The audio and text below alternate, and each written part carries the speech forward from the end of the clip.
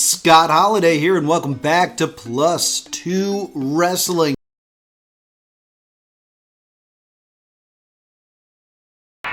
And we used to go to the Rainforest Cafe all the time. Can't believe CZW's pushing Brew Valen. I know you're the spoiler, Brew. What a waste of time. I don't know why CZW's putting stuff out like this. It's a magical place. You know, Scott Holiday and myself, we had a couple brewskis, last night, and we were singing. CZW announcer, Scott Holiday. Love Scott Holiday. I think we're best friends. Spoiler, keep my name out of your mouth. I would never hang out with you. No, we're not best friends. Stop doing this. You might have taken your mask off, but I see right through you. I know who you are. I know how to sing Creed. Let me ask the Shark. Shark's got final say. Woo! Yeah. 26th anniversary, Scotty. Oh, I didn't know this. I thought this was a picture. Yeah. What? Shark. What the hell is this? It's Margarita Day, ain't it? What the? It is. That is the holiday. I would never. I don't. Scott Holiday. I don't remember this. I don't remember how. He must have did something to me. Yeah, he must have did something to me. Brew Valen, you're gonna pay. 'Cause I know who you are. I will never forget who you are.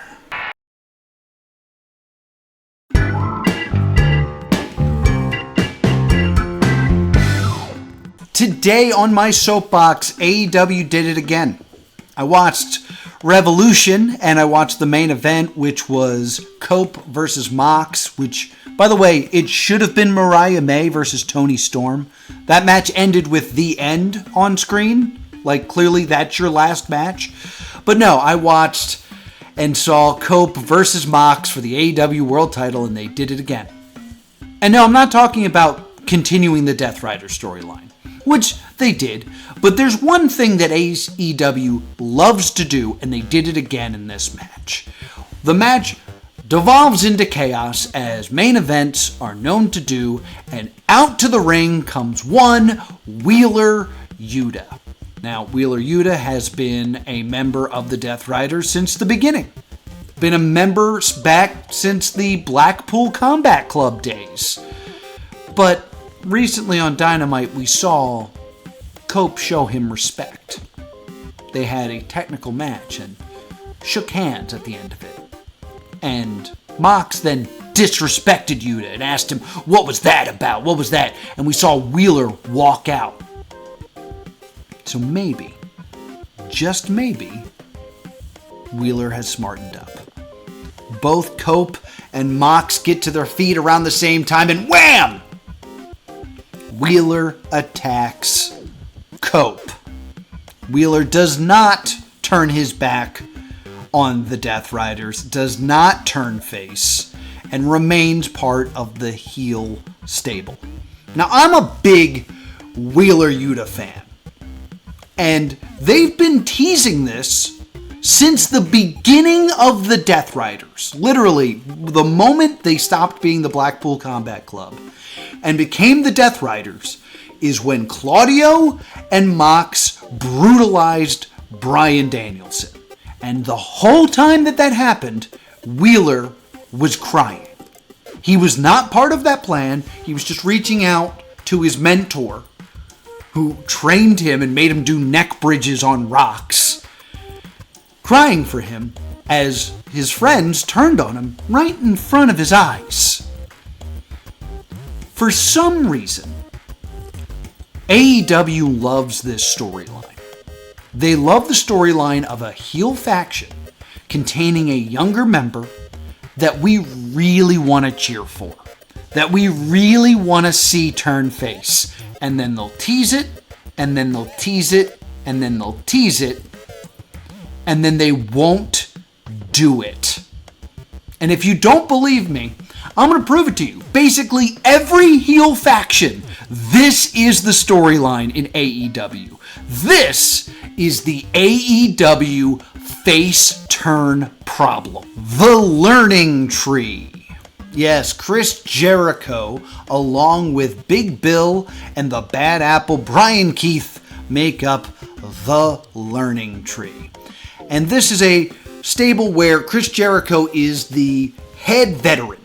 Like, not only is he a veteran of wrestling, he's supposedly the best veteran. And anyone that sits under his learning tree will only gain skills and become that much better.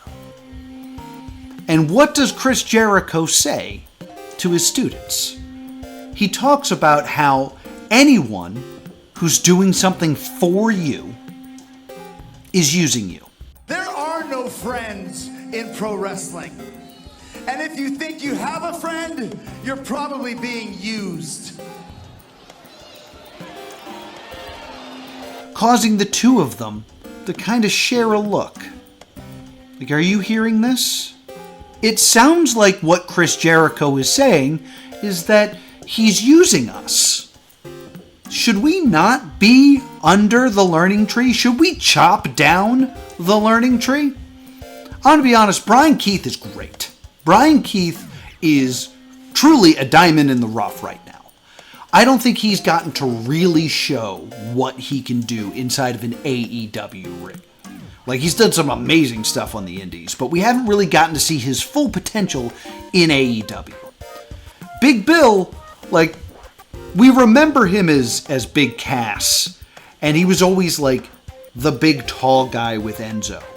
But since then, we've kind of seen that he can talk, and he's got a great personality. He's gotten into even better shape. He's really starting to look menacing, and I don't know if you know this, but he's 7 foot tall, and you can't teach that. Brian Keith and Big Bill would be a hell of a face tag team. I think they could do a lot of great stuff, but we need that moment where they turn on Chris Jericho, get out of the shadow of the learning tree, and start fighting for themselves.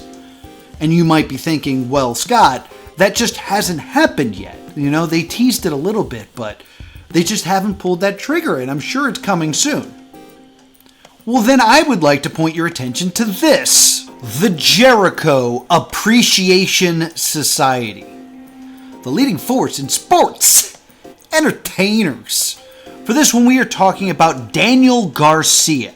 Daniel Garcia was the young rookie that was part of the Jericho Appreciation Society. And he would always do this dance because he was going to be an entertainer. And for months and months and months, the crowd would chant at him, "You're a wrestler," because they wanted to see Daniel Garcia be the great wrestler that he is. Not a dancer, not an entertainer, a wrestler.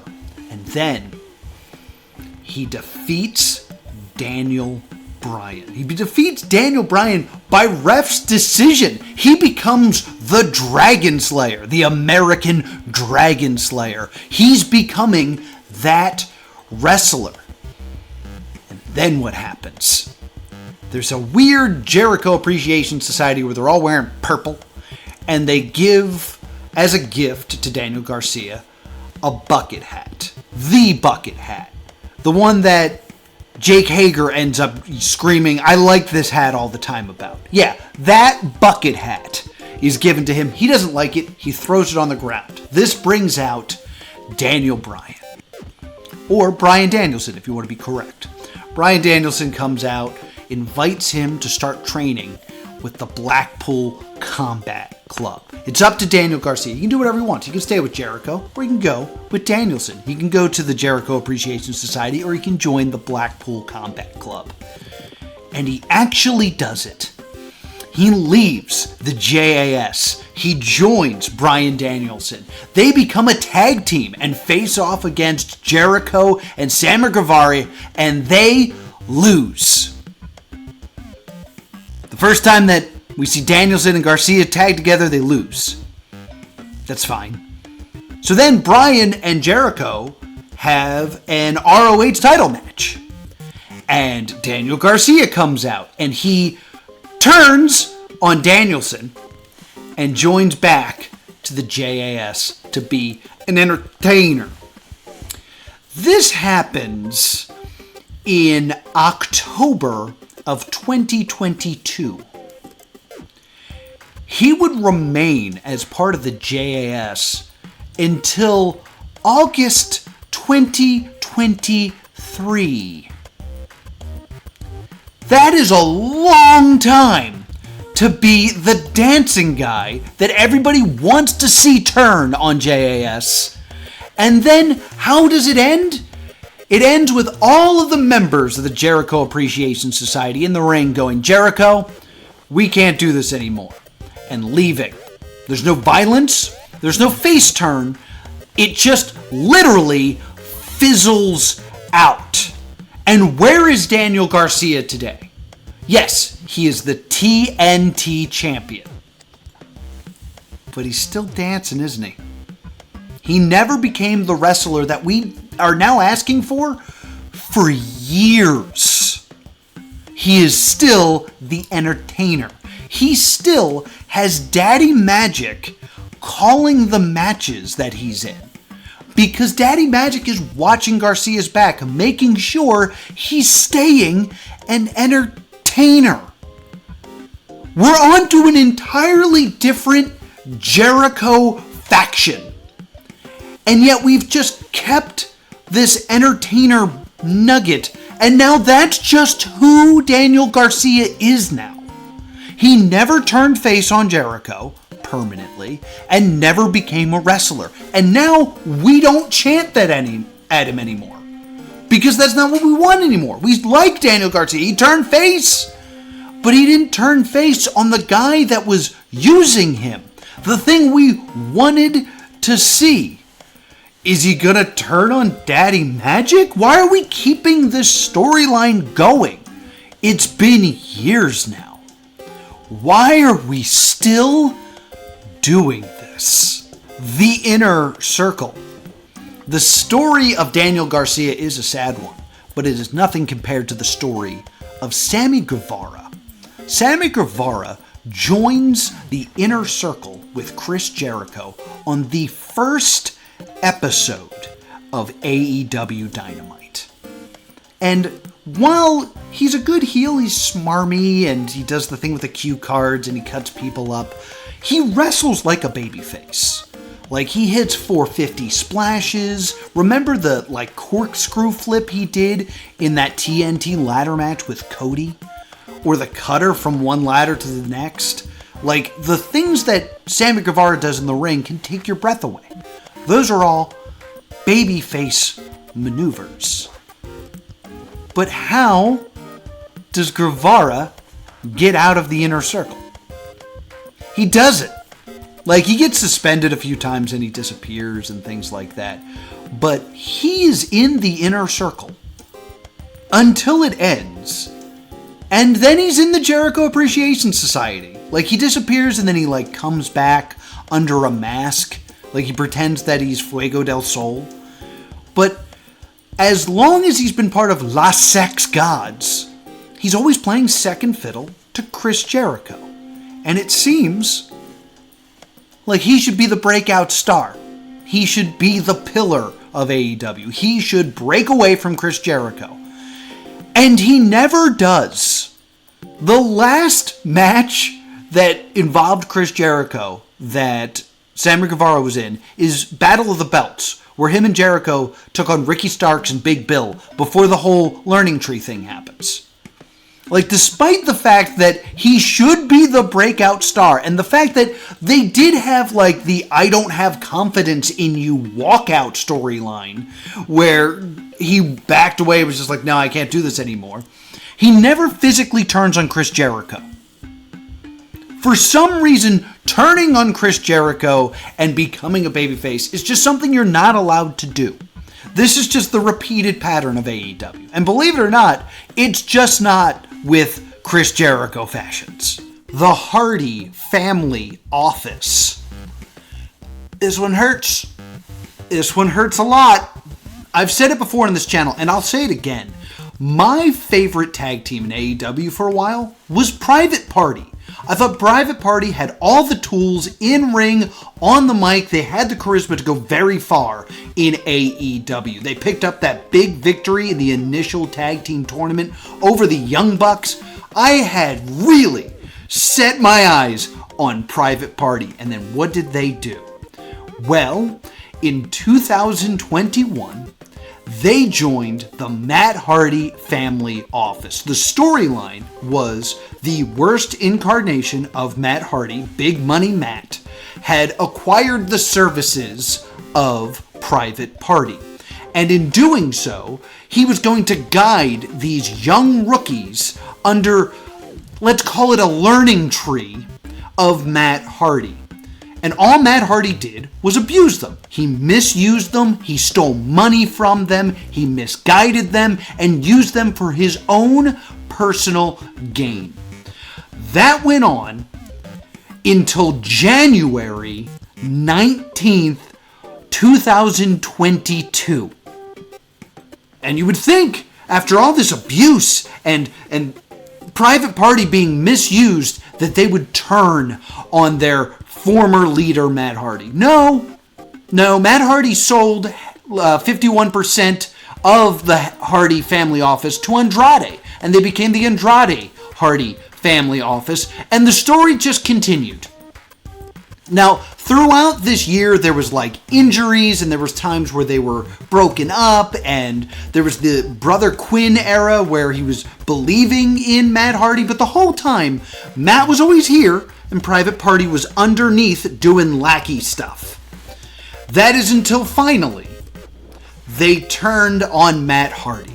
They turned on Matt Hardy and kicked him out of the staple in March 2022. So almost a full year under the thumb of Matt Hardy. And how do they turn on him? They turn heel. They remain with Andrade. They kick Matt Hardy out of the family office. Matt Hardy would then reunite with Jeff, reform the Hardy Boys in AEW, have several matches against Private Party, and Private Party would win exactly 0 of them. For over a year, they were little under a year, they were abused by Matt Hardy. They were under the thumb of Matt Hardy. Matt Hardy was stealing money from them. And in the end, they turned Matt face and fed them to the Hardy Boys. Private Party should be the best tag team in AEW. They finally got their title reign when they beat the Young Bucks in a fantastic match, and then they did nothing with Private Party. Private Party should be a top-tier talent, but they're still under the impression of what happened with the Matt Hardy family office. The Elite.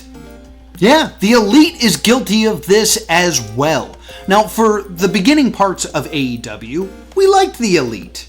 You know, they were doing fun stuff, and that they did battle with the Inner Circle, and they were entertaining, and we were watching Being the Elite, and things were great. But eventually, they turned heel. The Young Bucks turned heel. And what was the first thing the Young Bucks did when they turned heel? They made Brandon Cutler their young boy. That was their words. Brandon Cutler had been in the lower card, but he had like a really fun story where he was trying to earn his first victory before the Librarian could.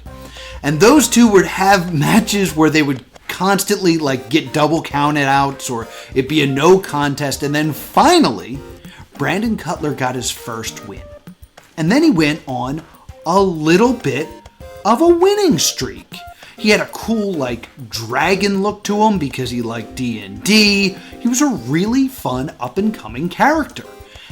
And then the Young Bucks decided he was going to be a young boy. And since then he's worn a plastic mask, a weird multicolored zebra stripe gun sweatsuit, and he would spray people with cold spray. And that was the end of it. And there hasn't been a lot of a tease that Brandon was gonna turn on them, but we've watched Brandon get abused by the Elite in many forms. He's been abused by the Young Bucks. He's been abused by the Undisputed Elite. Anytime he's been trying to help his faction, he gets yelled at and screamed at and put down. I would love to see a Brendan Cutler run. And maybe he's happy. I know he's like really good friends with the Young Bucks backstage. And maybe this is all he wants to do. But if it wasn't in AEW that this was happening, where this happens in every heel faction, it wouldn't be as annoying. The Dark Order.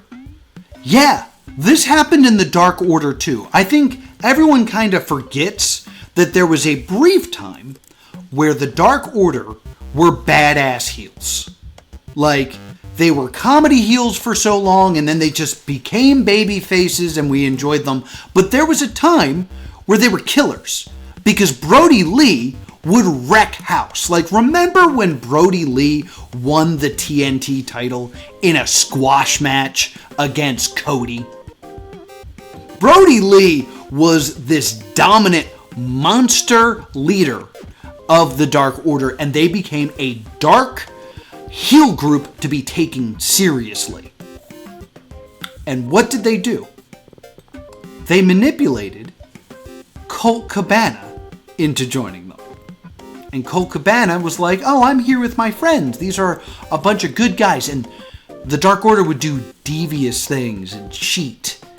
And Colt would kind of be blind to it, because he thought he had just found new friends. It was an actual, well-constructed cult storyline.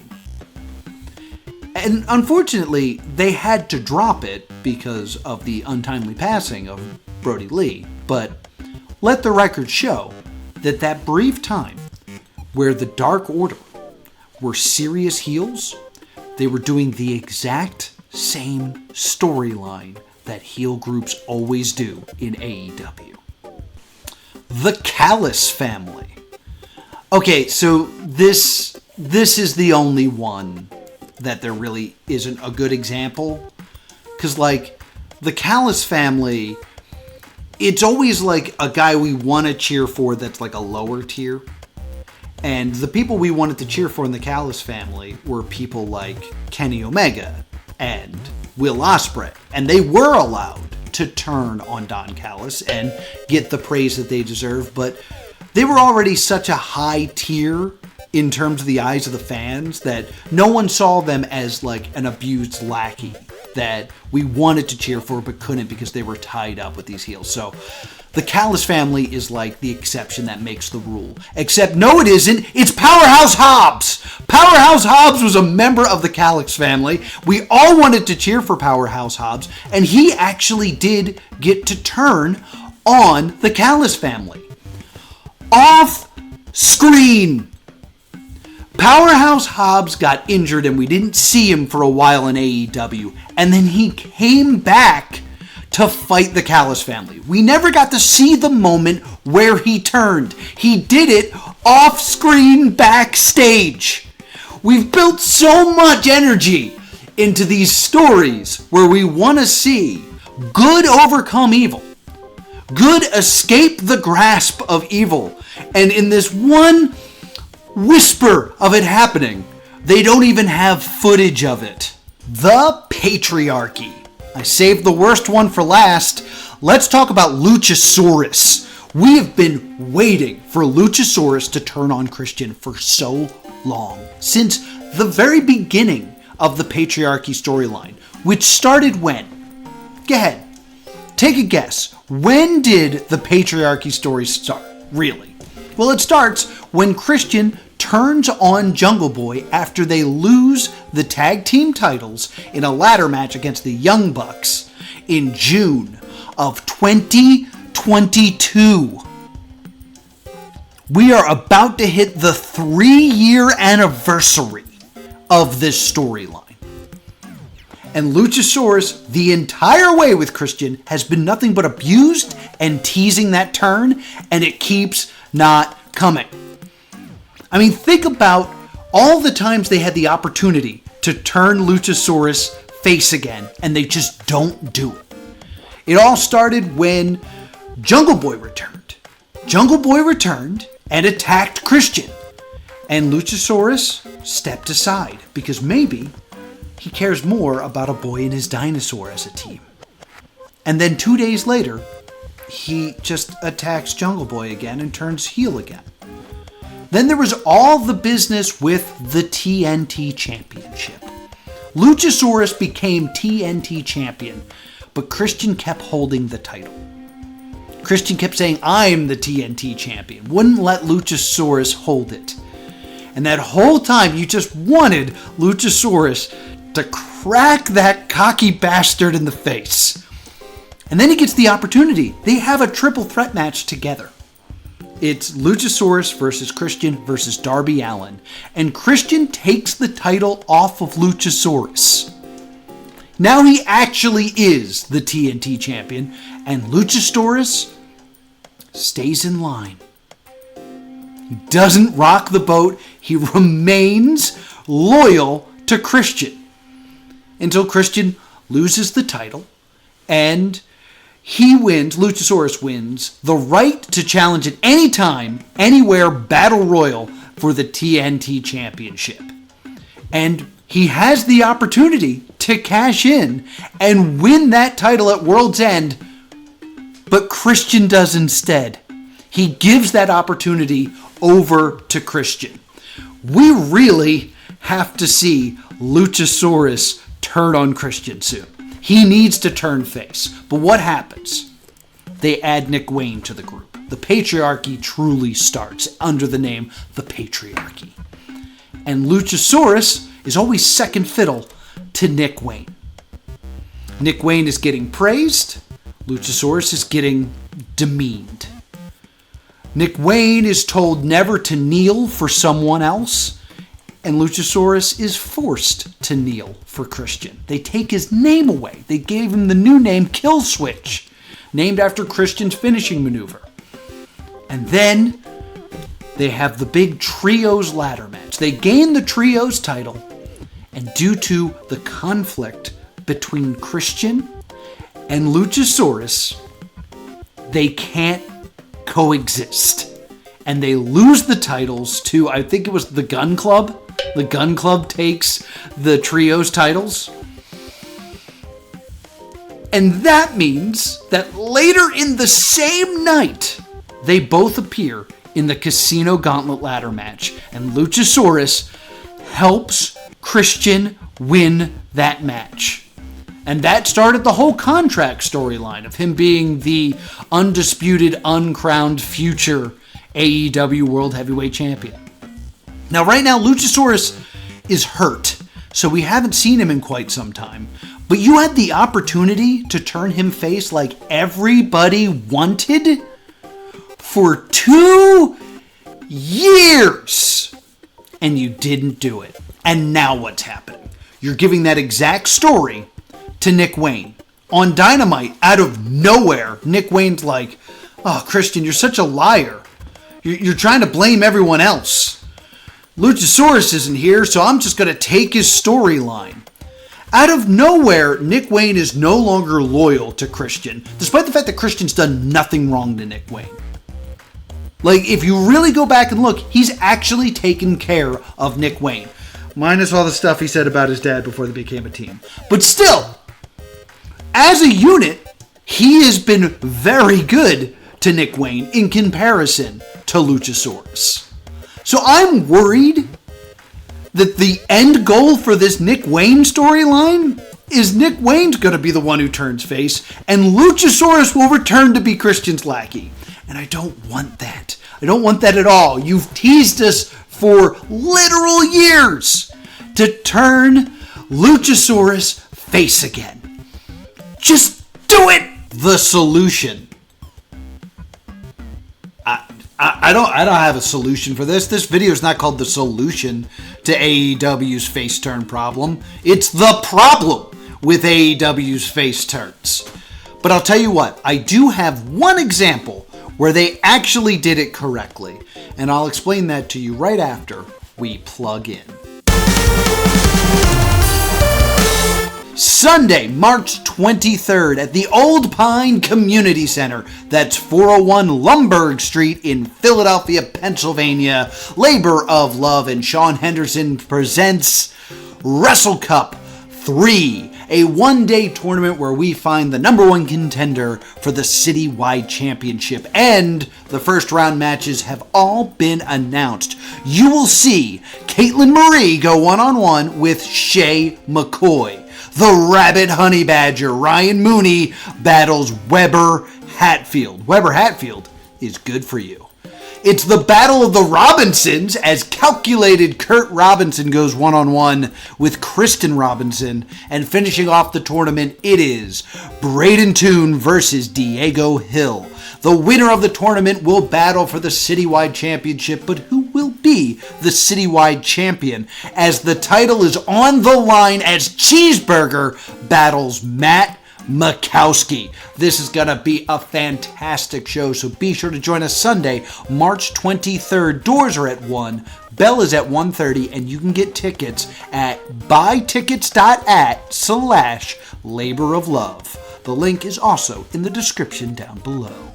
Sunday, March 30th, Power Pro Lucha has their debut event, ReGeneration, and it is sold out.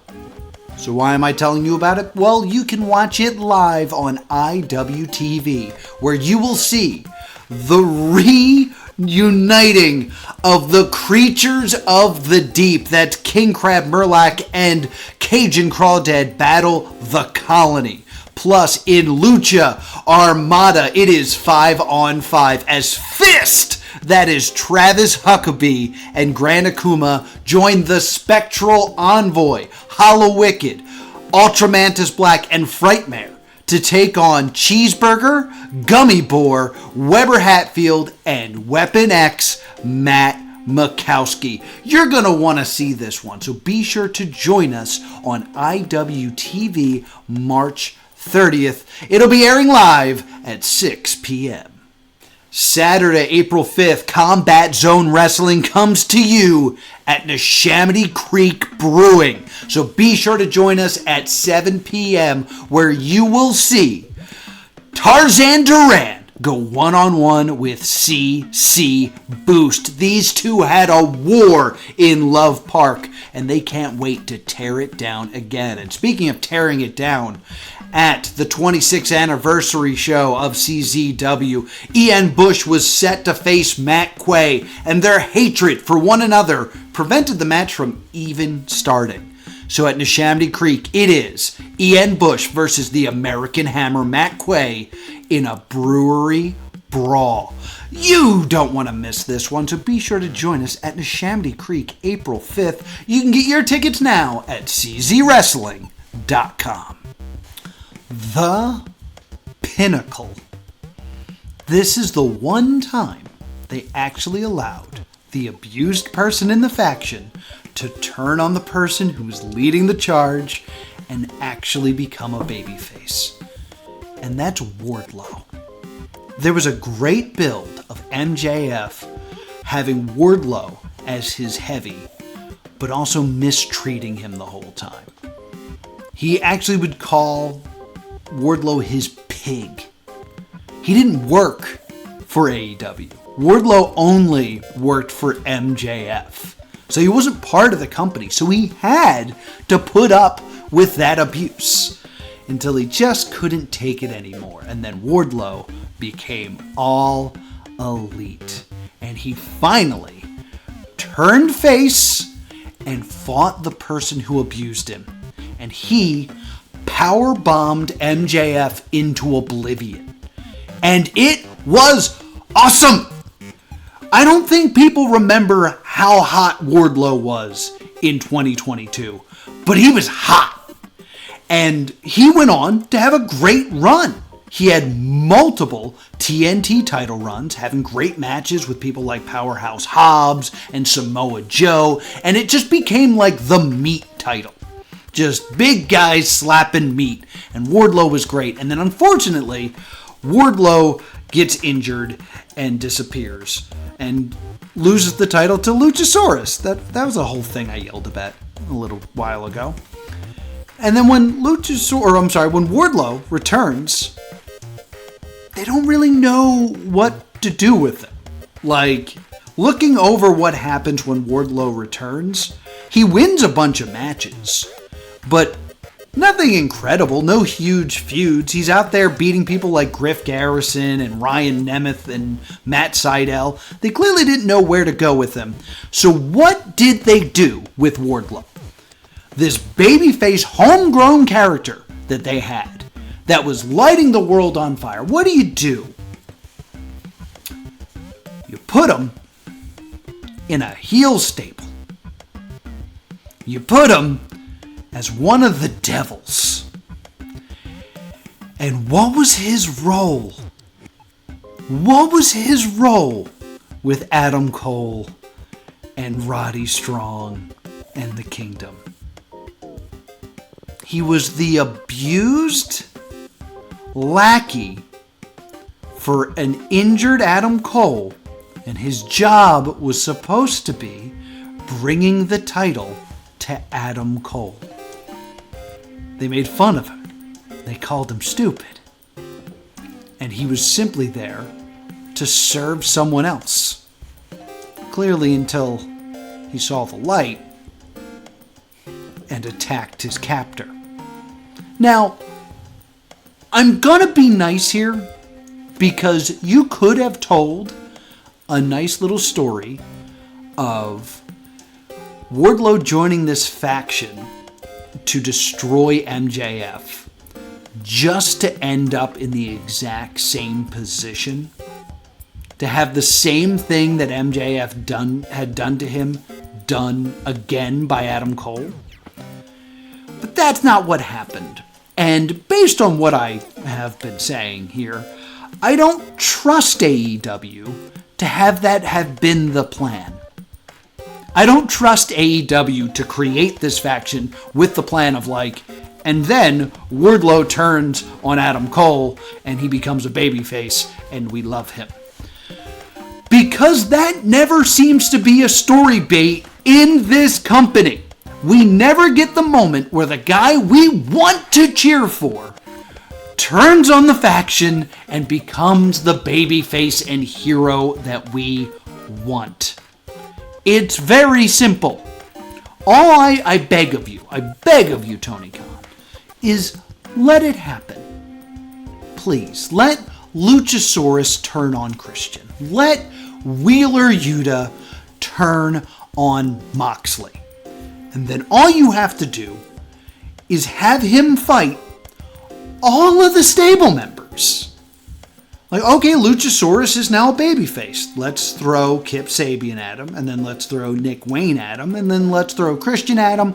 Let's have Christian win, and then we'll do some sort of stipulation match where Luchasaurus kills Christian. Or Wheeler Yuta. Wheeler Yuta turns on the Death Riders. He has a great match with Pac. He has a great match with Claudio. He has a match with Mox that he loses. And then they have a stipulation match where he proves how great he is and puts down the great Jon Moxley. And then all I ask is that you have a single plan for after that. Okay, and then after they've destroyed the faction and that storyline's over, he goes for the Continental title. Or he forms a tag team with Danhausen. I miss Danhausen. And they go for the tag titles. Just some sort of next beat. So it's not just all right, we did the faction thing and now new toys, please. It's that simple. And once you turn, that is 3 to 4 months. That's an entire year. That could be a year of storyline.